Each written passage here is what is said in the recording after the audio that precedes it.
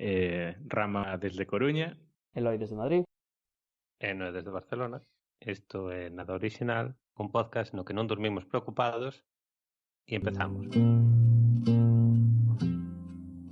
É a primeira vez que dicimos Nada Original. Sí, estuve dudando de si decir isto é Nada Original ou isto non é Nada Original. Eu pensei, gramaticalmente correcto, pero confuso.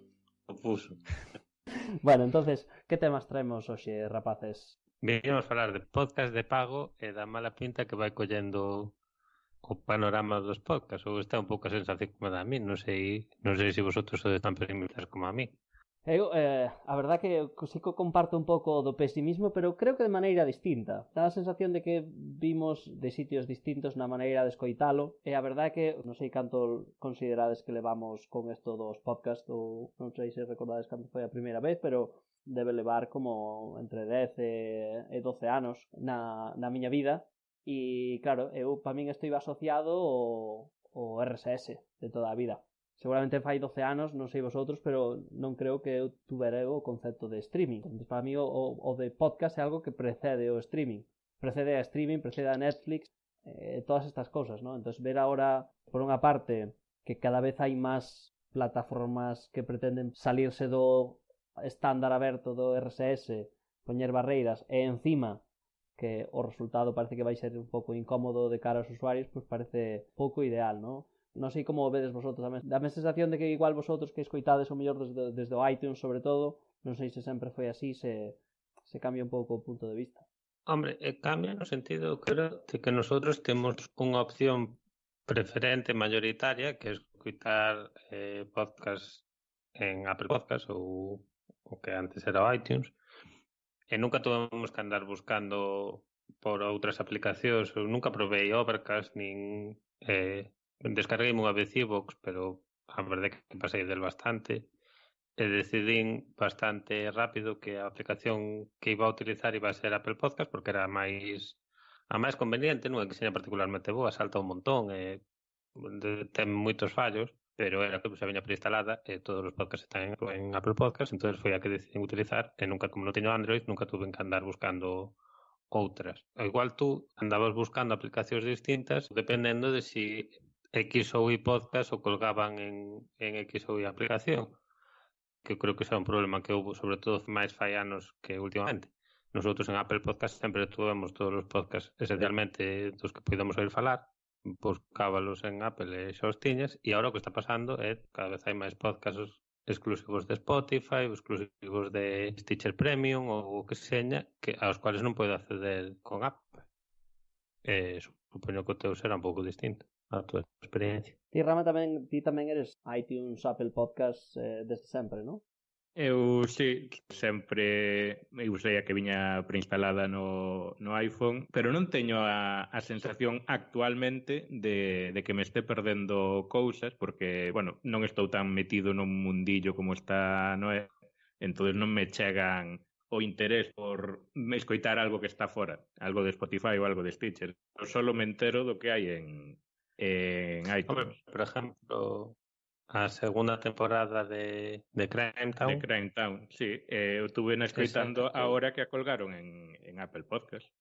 Ah, mira, eu non sabía que a colgaran agora. Sí, foron acolgando semana a semana, pois unha vez que levaba X tempo en Spotify. 6 meses ou sabes canto en... E agora anunciaron que iban colgar a terceira toda de golpe en Spotify, pero que queres que che diga? Eu podo esperar. O sea, non me estou sentindo que me teña perdendo nada. Bueno, sei que está aí, aparte eu tamén teño o Spotify Premium, podría escoitalos se quixera, pero para min Spotify é como un caixón diferente, é solo para a música e non sei, faíseme raro, o entorno non é o que eu estou acostumbrado para podcast, así que non o uso. Eu cando empecé de alguma maneira a poñerme un pouco pesimista sobre os podcasts, foi cando empecé a ver que Spotify se metía neste negocio de alguma maneira. Porque non sorprende que Spotify de alguma maneira quere que escoite a través da súa web e eso non é un estándar aberto como que temos agora, ¿no? Entonces, bueno, xa sabedes como o cerre do Google Reader pues afectou o RSS e os blogs en general, ¿no? E polo menos teño unha idea que aquilo foi bastante destructivo. Entón, claro, estou esperando a unha catástrofe similar do RSS nos podcasts que ahora mismo, bueno, o desde logo eu valoro como está organizado a experiencia. Que escoitades agora actualmente, ou mellor dito, que vos gustaría escoitar e non podedes porque está baixo un paywall? Eu o único que teño, digamos, ou que tiña na miña lista de suscripcións que se pasou á plataforma de pago, neste caso a Luminary, foi Under the Skin. Sí, algo Russell Brand, Under the Skin. Russell Brand. Russell Brand. O humorista inglés. Eu solo non sei como atopei, pero non sei se é humorista. Sí que o ex marido de Katy Perry. Correcto. O de Russell estaba suscrito e nunca cheguei a escoitarlle nada. Como a tantos outros miles. É moi intenso, un pouco demais. De feito, por eso me sorprendeu que dixeras que era humorista, porque non tiña pinta. Pois Russell Brand era un humorista moi popular en Inglaterra, sobre todo moi popular por esa forma que ten de falar tan grandilocuente e demais, é que cando tiña 20 e pico anos tirouse a media Inglaterra e despois casouse con Katy Perry, coincidindo co matrimonio decide trasladarse a Hollywood e empezar a facer, un par de películas que salieron mal e despois eu digamos que lle perdo a pista, non sei hasta que punto estaría facendo as súas cousas simplemente, que sei. Anos despois volve transformado nesta especie de comentarista político. Eu empecé a volver a escuitalo a raíz da última campaña que gana Cameron, que ele era como moi favorable a Miliband. Pero bueno, tampouco é que me fixera sufrir, tampouco vos creades que escoitaba todos os capítulos ni nada deso, pero bueno, de vez en cuando era un que me poñía bastante no coche, porque era así un pouco largo e non requería toda a miña atención, porque bueno, era como moi denso e xa daba por perdido seccións. Non sei vosotros que exemplos tedes. Sí que hai cousas, é dicir, eu creo que vosotros tamén valorades os podcasts de Pushkin Industries, os dous de Malcolm Gladwell, o que ten Michael Lewis, eu empecé a escoitar, gustoume bastante. Pushkin, en teoría, ten unha especie de contrato con Luminary a partir da próxima temporada de Revisionist History, creo que pasa a Luminary detrás dun paywall, ou eso teño oído. Algún podcast novo que recordo que estaba en preparación ou algo polo estilo, incluso xa de antes, cando estaban, digamos, baixo o paraguas de Slate.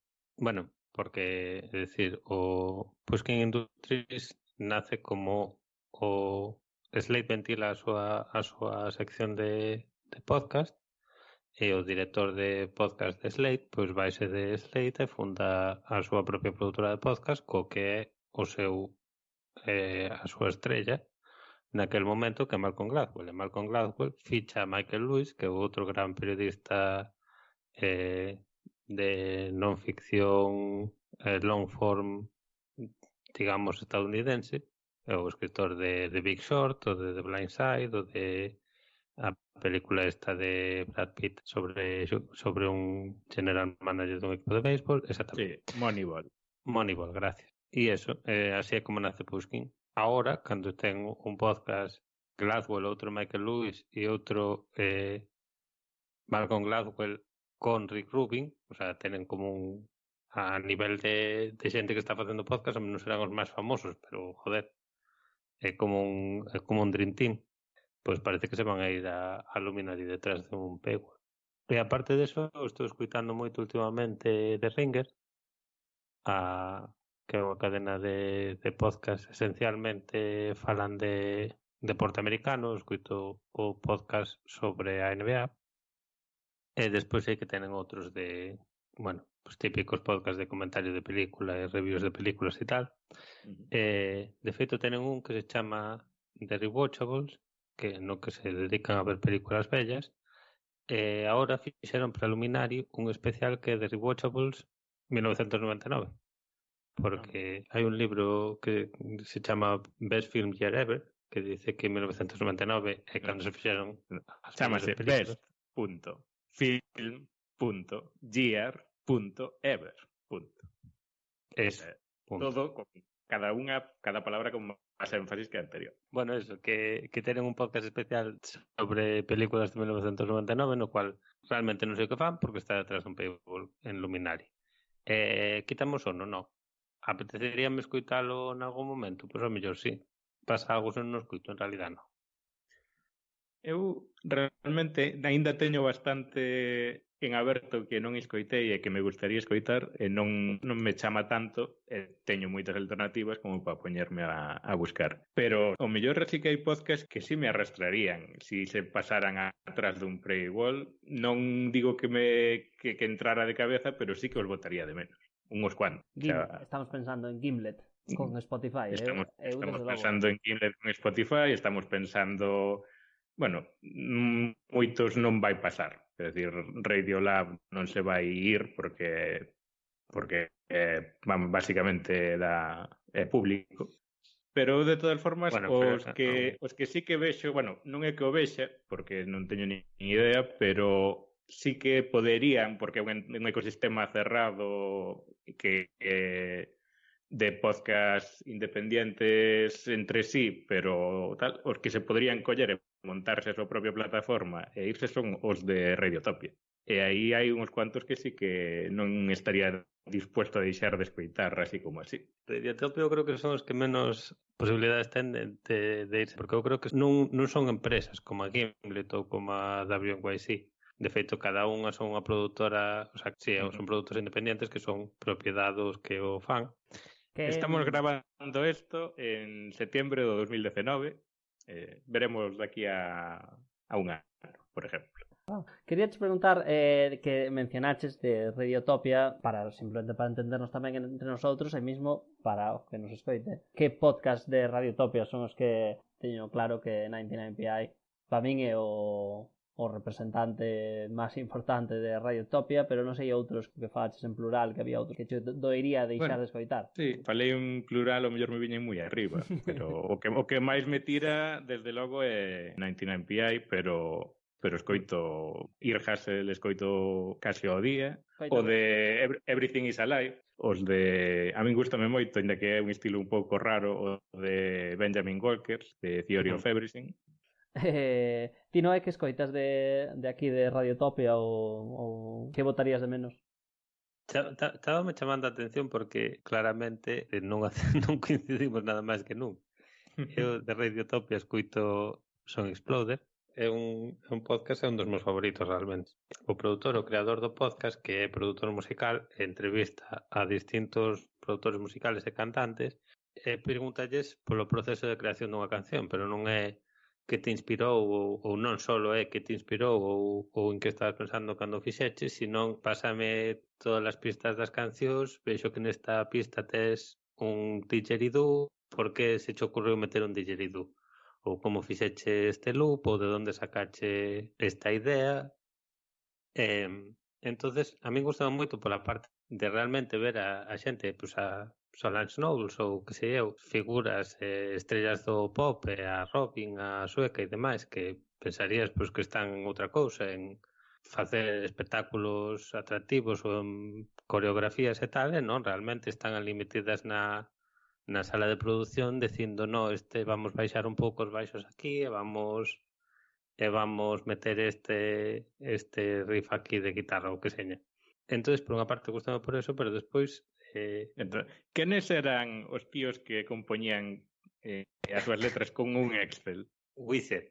O señor de Wizard ten un Excel con frases que rítmicamente lle sonan ben, outro Excel con, non me acordo como era, como con títulos, e vainos mezclando aleatoriamente a ver se lle sale algunha cousa. O sea, as letras de Wizard non teñen ningún tipo de sentido porque non lle los busca.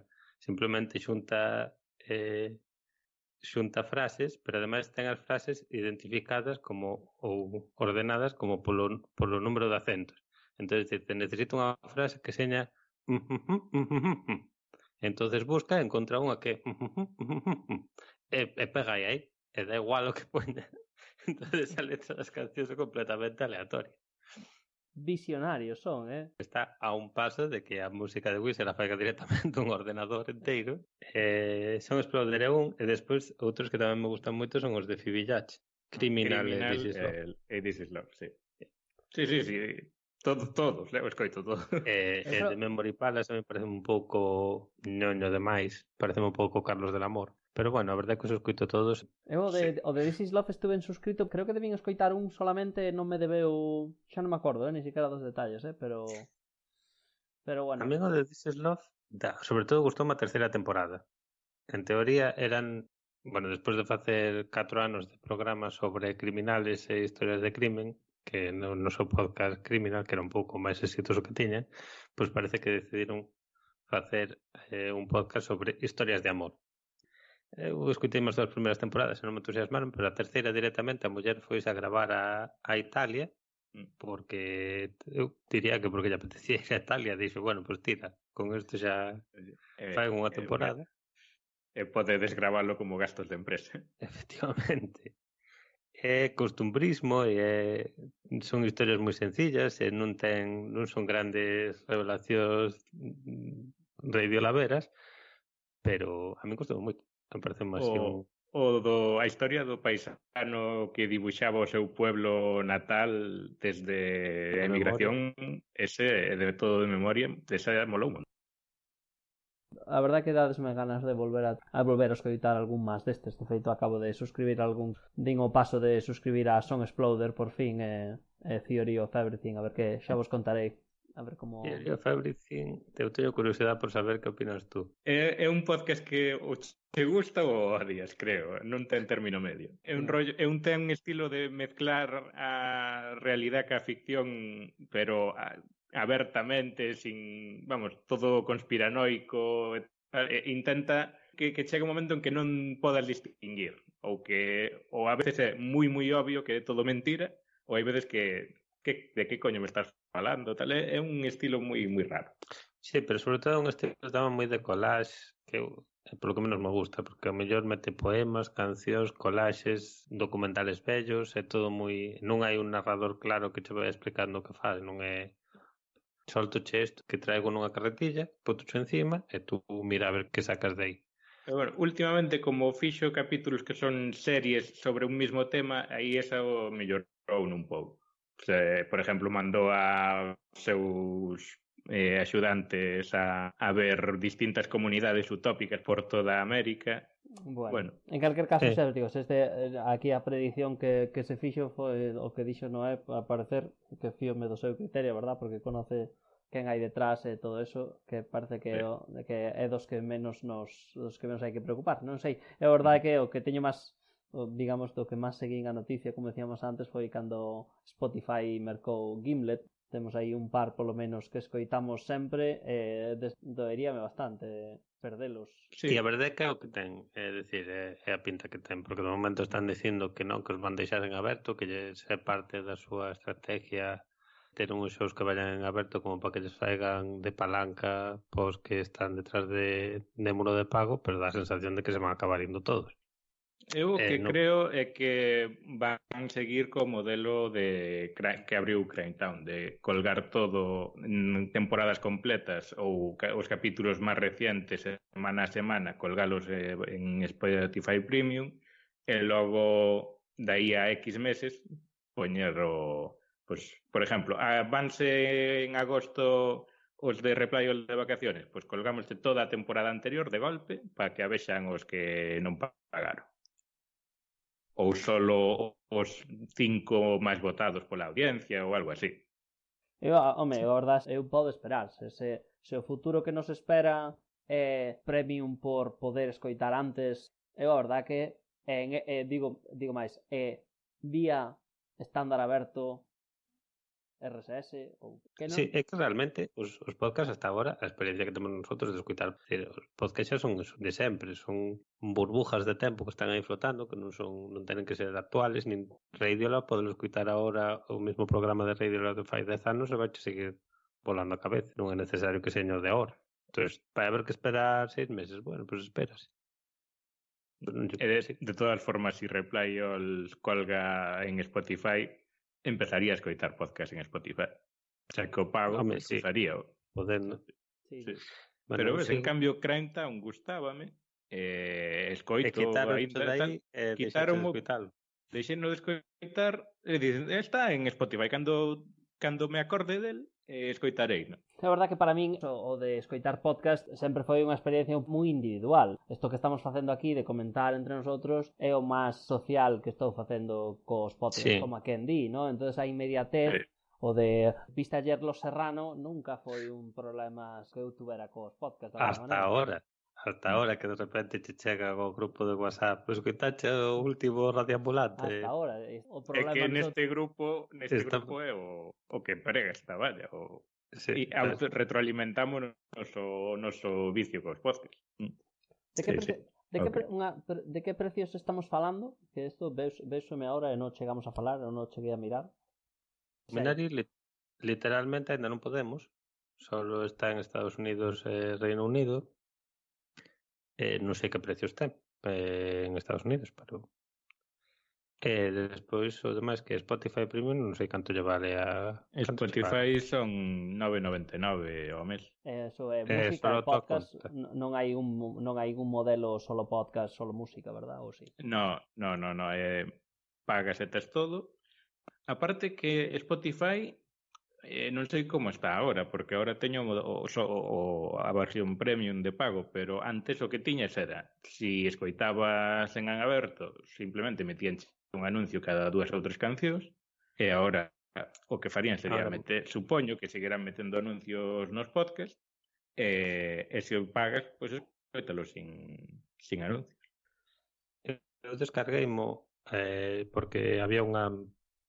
Alguén de Reddit recopilou unha lista de reproducción de Spotify con todas as cancións que se escuitaran en This American Life. Entonces, no momento de estar intentando conseguir a canción ou buscar cancións para meter de fondo aquí, pois tome por baixar Spotify para escuitalas. E non, funciona moito peor do que funcionaba antes, En plan, agora vai todo por listas de reproducción e prácticamente só te podes poñer a escoitar unha lista de reproducción ou polo menos intentas buscar un cantante e unha canción en concreto. Falas da versión móvil. A versión gratis. Na versión móvil. Non sei. Sí, o escoitei no móvil. No ordenador, eu creo que de feito iba a preguntar por aí, porque no ordenador eu creo que sigue sendo tal como está dicindo Rama, pero por exemplo, a versión móvil para música está cortada, ainda que ti teñas eso, non podes dicir unha canción concreta, se non me equivoco, tal como estás dicindo ti, non é? Tu buscas un artista e el ponche o típico a radio do artista, cousas similares que decidiu Spotify que son similares. É dicir, solo podes escoller canción a canción entonces na versión de pago. Eso non sabía. Na versión de pago é en PC, en Windows, ou web player, ti podes é o que é tal cual como dixeches ti. O que non sei, claro, non sei como encaixa o modelo da app móvil, pois claro, coas cancións se encaixa porque dis a radio eu que sei, dixe a música que seña do artista que che guste e ponche cousas similares. Pero claro, modelo podcast que dis, quero escoitar un podcast e ponche un episodio do outro. Que se parece? Non parece que acaba de encaixar o modelo, ¿no? Pues en cambio eso a min gustaría. Que me dis? Para conocer cousas... Pues, oye, apetece conocer un podcast deste estilo. A ver, que me sale de aí? Tamén, non sei hasta que punto... Bueno, iba a decir que hai menos, digamos, para facer ese tipo de recomendacións basadas en machine learning, esas cousas que se fan coa música, como que hai un pouco os datos, claro, os datos, os tamaños dos datos son menores co podcast para facer isto, pero bueno, supoño que facer recomendacións entre comillas é gratis, acertar ou fallar, bueno, fallar non ten coste, como a quen di. Todo convergería hacia 99 AI. Igual que hai uns anos en YouTube todo convergía hacia o Gangnam Style. Eso. Hai unha cousa, estábamos falando antes cambiando vos de tema, pero que me acabo de acordar. Vosotros conocedes Wilson? Wilson. As pelotas de tenis. Sí. O amigo de Tom Hanks. E creo que vai por aí. Wilson é unha esencialmente como unha revista. que todas as semanas publica un número. Entonces os números son 4 ou 5 recomendacións. Ou é como se queredes, é como unha newsletter de recomendacións de podcast. Pero, bueno, está nunha app, ten unha presentación bonita, ten é dicir, ten a propia app xa funciona como reproductor e está bastante ben. Agora que falaba desde como de recomendacións temáticas ou por estilo, isto ten un comisario, digamos, detrás que fai números temáticos que os escolle el. Non é machine learning, pero está ben, é curioso. É curioso como idea, eu realmente non utilizo prácticamente nada, polo de sempre estou suscrito a 70 podcast pola miña conta e xa me chega, pero bueno. É un pouco contracorriente, verdad? Porque no mundo do on demand de estas cousas, unha persona seleccionando cousas para ti non sei, Apple Music usa ese modelo. Ten listas curated by real people ou algo así. Quer decir, listas de reproducción de do pop japonés dos 80 ou tal. Son cousas raras e buscadas, terá un montón de xente contratada, porque lle sobran os cartos a Apple, para facer esas cousas. Listas heavy sobre dinosaurios ou así, cousas moi específicas. E non será rama curated by real people, TM app created by... No. É curioso, a verdad que nunca non pensaba desa maneira, pero no fondo que si non estamos facendo nosotros cun episodio como este, máis que dar recomendacións de que escoitar e non escoitar, ¿no? Real people. Efectivamente. É que tú decías vai contra corriente, no, é dicir, aquí hai algo que nunca pasará de moda e vai ser a xente pedante querendo facer recomendacións de cosas que escoitou, eso vamos a estar de moda sempre. Sí, a xente periquita. Nada, para terminar, solo acabei por vírseme á mente, parece como que este capítulo que íbamos a falar desto, dos podcast de pagos, paywalls, esas cousas, creo que ao final recordoume a eses debuxos de Oatmeal, que non sei se recordades, que era como unha serie que decía The State of the Web, e que periódicamente iba dibuxando. Non sei se recordades. No. The Oatmeal conocedes, non? Sí, The Oatmeal sí, pero non me sona. Que se repetiu, non sei, 3 ou 4 veces, que era The State of the Web. E ao final, nosotros íbamos a falar desto, e o que fixemos foi The State of the Podcast, máis que... Oye, máis que os temores. Tú propós o tema, nosotros facemos o que podemos.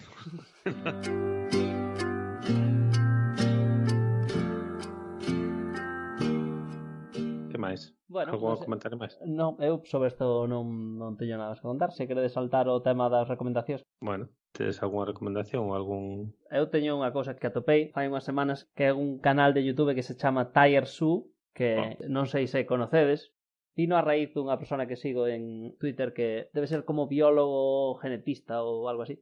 E un día compartí un vídeo destes e dixen, que cousa é esta, no? E decía, o vídeo titulábase The Dinosaur Tire List. Parecía como con tono de seriedade, pero claramente era parodia. Vai dicindo cales eran os dinosaurios os mellores desde o punto de vista evolutivo. E faino todo como se os animales, este vídeo era de dinosaurios, pero fai outros de outro tipo, como se fosen personajes que ti podes escoller en xogos destos masivos multiplataforma tipo WoW e cousas destas. Fala todo unha jerga que eu non conocía e fun conocendo vendo o canal, así un pouco deses videoxogos.